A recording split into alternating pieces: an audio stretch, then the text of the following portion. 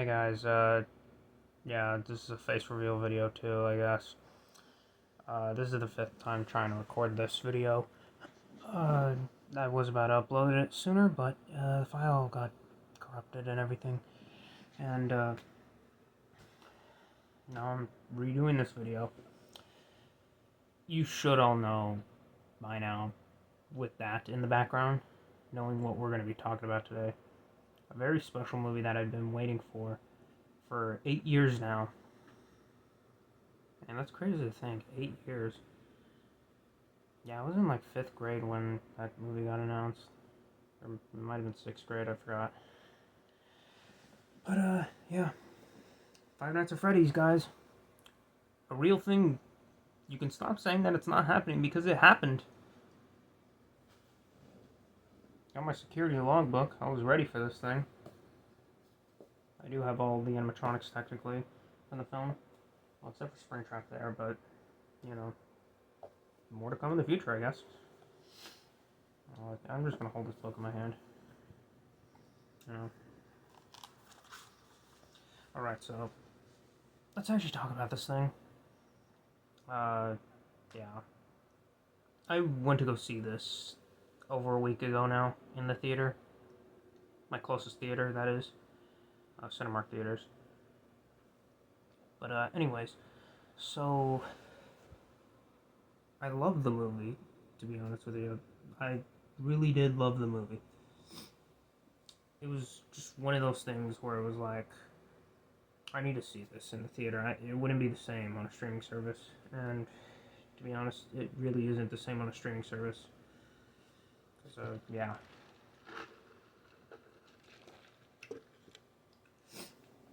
So, to get an idea of what I am as a fan, I mean, I'm technically an OG fan. I remember the early days of people making videos for the first ever Five Nights at Freddy's game. It was a really fun time to be a FNAF fan at that time, because it was this new game, no one knew what it was, but just exploded in popularity, you know? And you had the main characters of the thing, and also the main security guard. I don't know if it's actually, hold on, wait, this is not even the right page. Yeah, you have Mike there. Mike Schmidt has been in the games, but Mike Afton also, you know. So, yeah. And, actually all of these guys are from FNAF 1. So, except for the Cupcake. He's a FNAF 2 rendition. They never really made an actual one for the first game. But Five Nights at Freddy's, it was just one of these things where it was like, okay, knowing that I'm an OG fan and a fan of the franchise, I've studied the franchise. I studied both of the timelines that we have right now, which is the games and the books.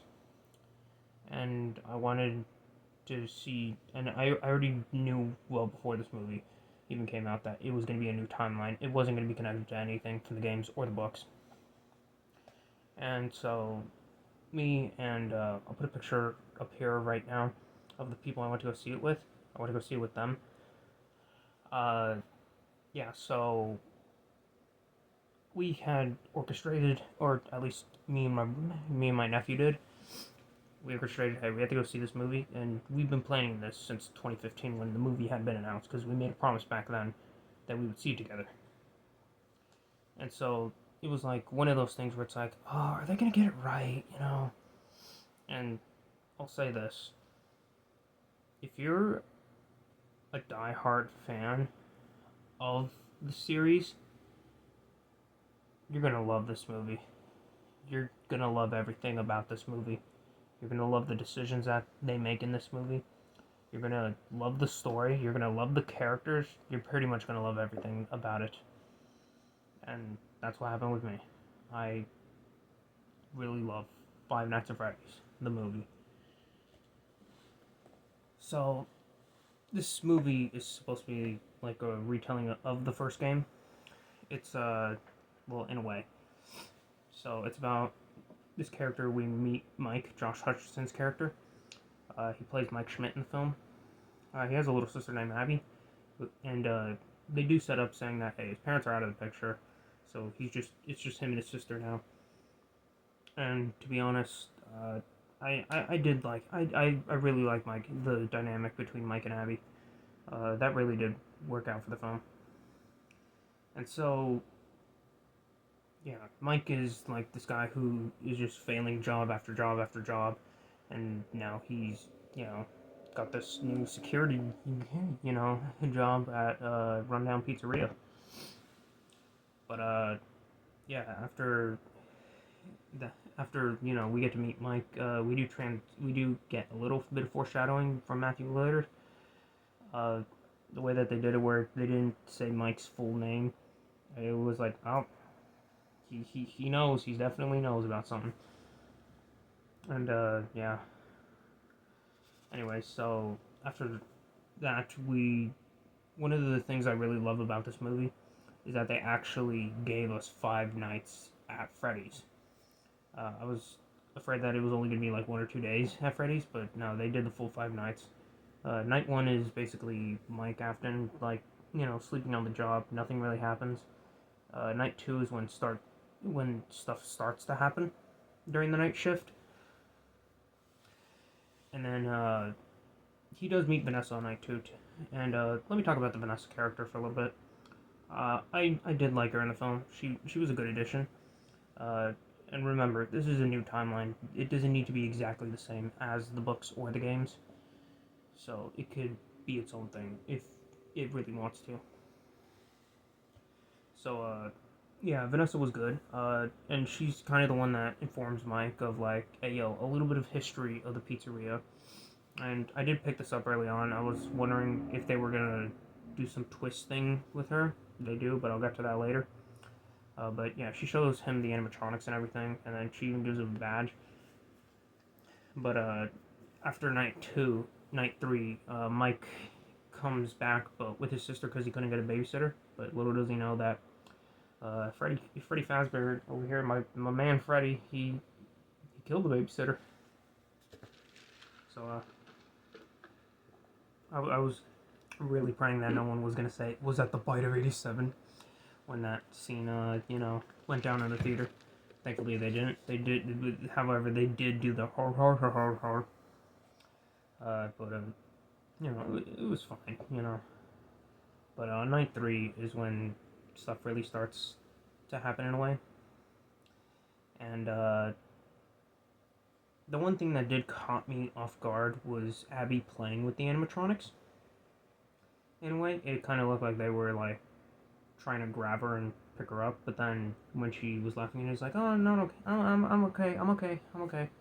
And they were just tickling me, And I like that because like it shows that the animatronics are the dead spirits of the kids. There's no matter what, these 5 are still kids because they died as kids, so they don't know better, and their brain hasn't fully developed, so you can make the argument that, hey, they could just do whatever, I guess, they want, because, kid mentality.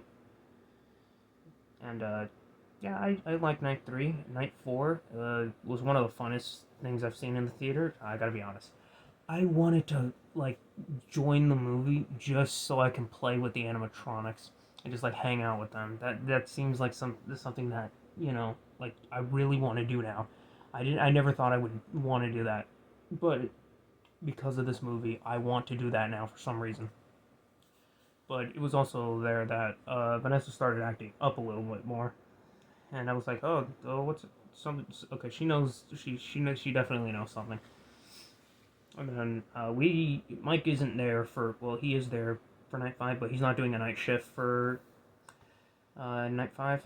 He actually goes during the day shift, which, hey, kind of makes sense. Why they would want to do like a day scene. But yeah, night 5 is when we find out Vanessa is actually the daughter of William Afton, and I have heard a theory online saying if they maybe make 5 of these things, she could potentially become Vanny in the future. I wouldn't be against that. I would actually like to see that happen. But, you have to get the other finance for these games out of the way first. But, yeah. And I just gotta say, the entirety of Night 5, it was a blast to watch. Just like Mike taking down the animatronics now, one by one. The little cupcake was the most annoying out of that.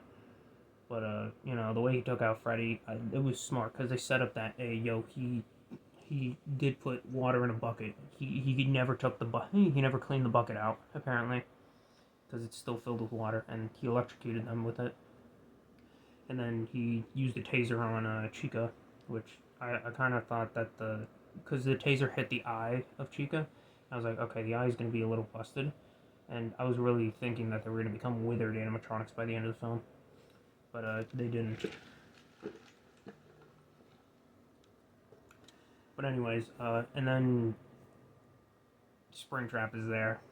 It's like, because there was rumors saying that, hey, yo, that leaked Springtrap costume that they had on set, it might be work for a later film.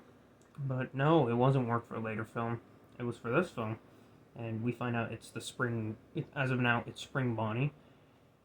But, just seeing him finally, like, on the big screen for real, I was like, yeah, I like this, you know? I really do like this. This seems really pumped for me as a FNAF fan. And, the one scene that I was wondering throughout the entire time was like, okay, I know how it's gonna end, but how are they gonna do it?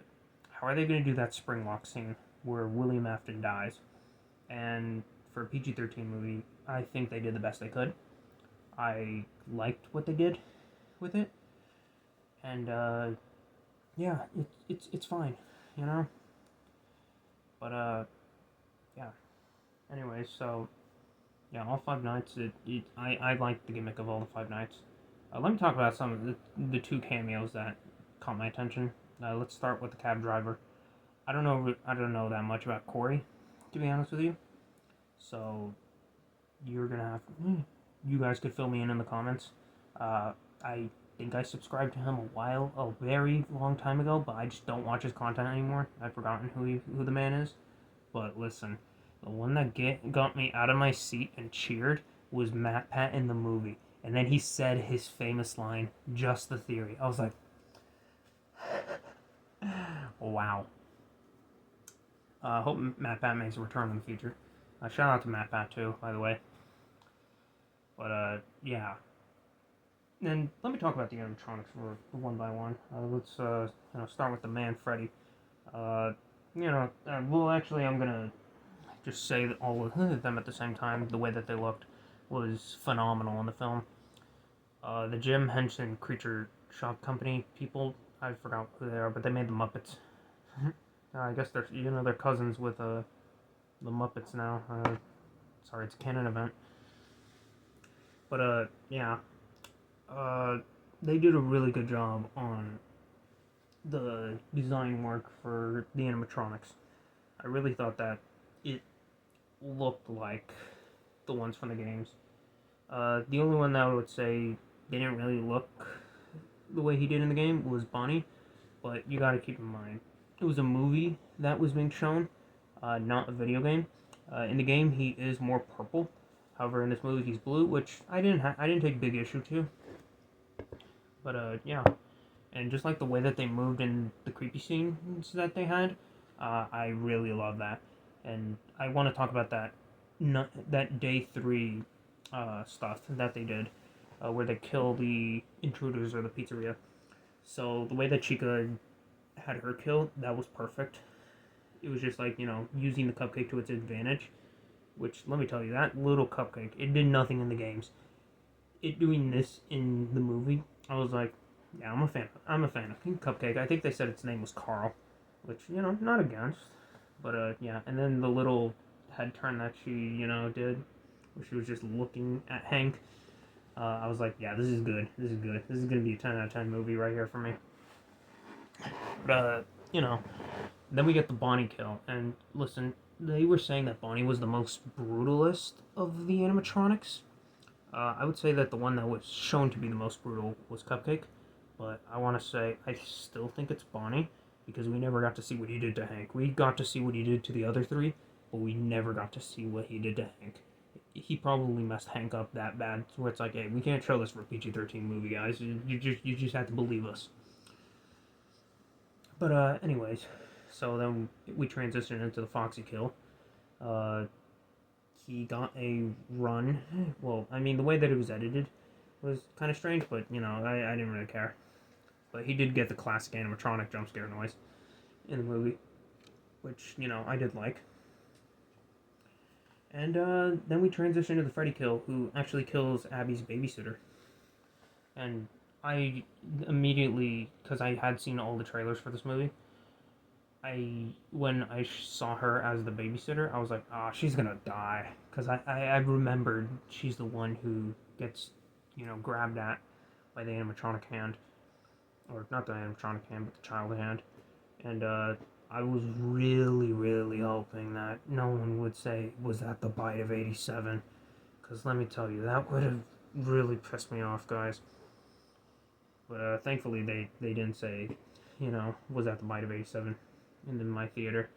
I know they did do that for some theaters, but I was glad that no one yelled that out for my theater. But anyways, so I want to talk about the overall look of the film. It looks like Five Nights at Freddy's. It looks like a real pizzeria that you would see from the 80s or maybe early 90s, because this movie does take place in the year 2000. I think I did watch this film 8 times, but you know, I can't really remember like the little specific details of this film. I don't know if it takes place in May or April. But it is raining, so I'll probably say April, because, you know, 4/6/2000 is the date that they show for when Mike meets Mr. Raglan, aka William Afton. Speaking of which, let's talk about Matthew Lillard as, well, William. All of his scenes in the beginning I thought were good, and was like, okay, we're gonna come back to this guy later, definitely.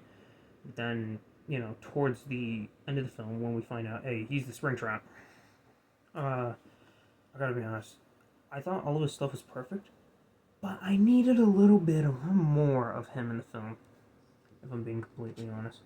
The way that they did him was just like, okay, maybe they should have had that 3-hour cut of the movie, you know? Because we needed more Matthew Lillard, and thankfully, now that he's gonna become Springtrap,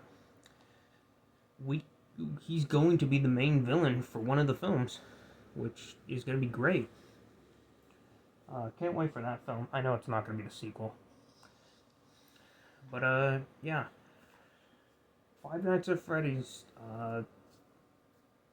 it was just something that I have been waiting for years and years for them to make.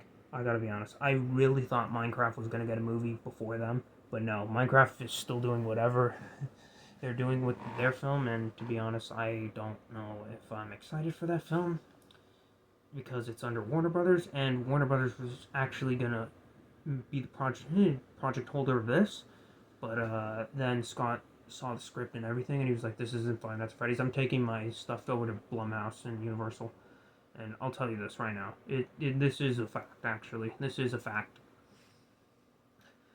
The Banana Splits movie was the script for Five Nights at Freddy's. That, seeing how bad that film was, it's just like, okay, yeah, Scott made a good call there, you know? But, yeah. Anyways. So, I want to give a little bit of my theories for this film.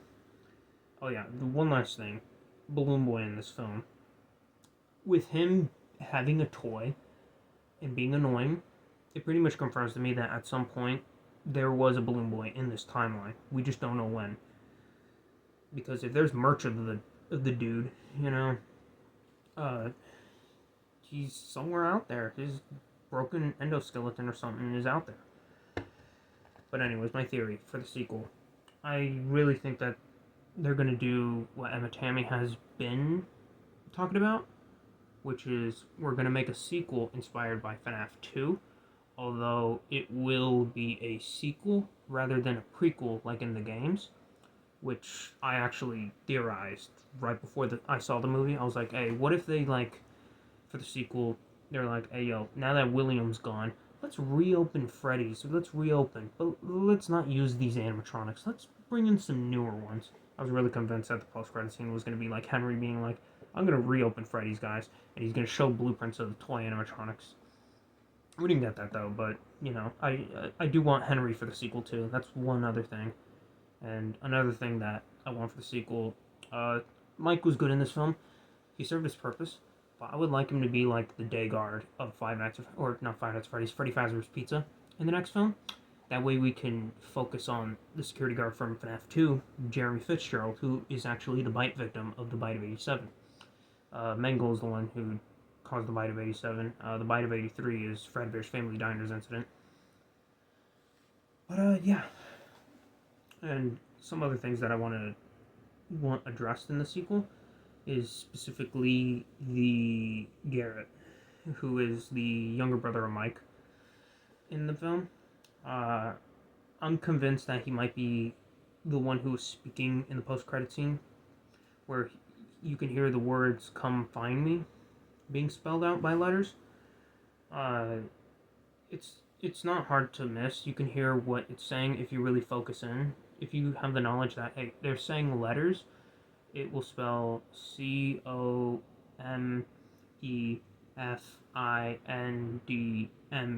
come find me, which is basically saying, hey, Garrett is still out there, and some people have theorized that he could be the puppet for this world, which I, again, wouldn't be against that. It would make things fresh for FNAF. It would put like a new spin on it. And yeah, another thing is you need to bring the Golden Boy in again. We did get him a little bit, but what's it called? I will say this: the way that they handle Golden Freddy in the film, he was in the film for like 5 minutes in total. But what I will say is that, just like in FNAF 1, he was nothing more than like an Easter egg or a cameo. So it worked for this film in a way. But yeah.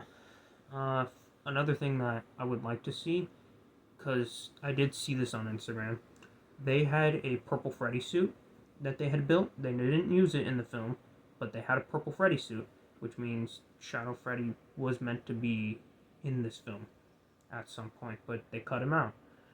So if they do a sequel, I would like them to explain why there are shadow animatronics in this universe. But yeah, other than that, Five Nights at Freddy's the movie, guys. I highly recommend that you see it if you're a fan of this franchise. It is my favorite film of the year so far. The one before that was Guardians 3, and then underneath that was Super Mario Bros. Both Chris Pratt, and wow, 2 video game movies coming out this year that I really happen to like. And then I also saw Twisted Metal. I didn't like the first couple of episodes, but like as it progressed, it was like, okay, this is something good. I like this. So yeah, I guess this is the year of video game stuff that is actually surprisingly good, you know? Oh, and one last thing. Yes, I do have a full Freddy suit that I fully built 2 years ago. I do wear this thing for Halloween sometimes, or around the Halloween season. Other than that, it sits in the closet. There is a full suit of this. If you guys want me to do a video on that, just leave it in the comments below. But yeah, I do have a full Freddy suit. But yeah, FNAF. If you're asking me for a rating, Five Nights at Freddy's gets a solid, strong 10 out of 10. And never before have I said these words, but Spider-Man, Tobey Maguire's Spider-Man, the first one, has been my favorite film of all time since my childhood. But possibly, if I watch this film a couple more times, I think it has the potential to become my favorite movie of all time. I don't know how that's possible, but it is. But yeah, guys. So like the video, share it if you want. Or actually, yeah, please share it, and please like the video. Turn on notifications and all that. It really does help me get the recommended on YouTube. I will be trying to do more uploads in the future, because I do have some pretty cool stuff to do.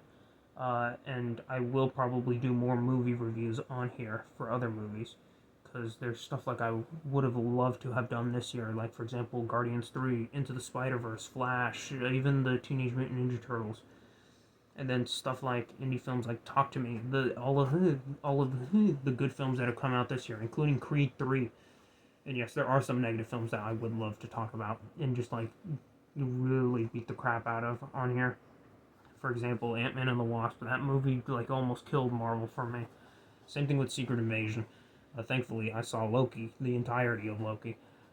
It kind of got saved right there with that and Guardians 3. It's gonna die again this tomorrow with the Marvels.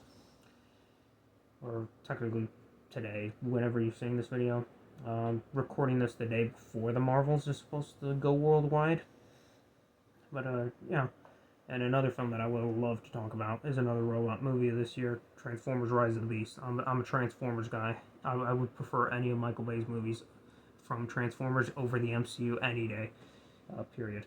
And I would prefer this over the MCU. But, yeah. Like the video, share it, subscribe it. Shout out to Javi. You know who you are. And also, you know what this is, because you had gone to my school, you know what event this was for. But, yeah, shout out to all those guys. Shout out to PlayMoney19, TRGONE, KOALA19, MR.FROGGERS, my employee. I know you're going to be watching this, Mr. Froggers. I'm not giving you that paycheck. Yeah. But, see you guys.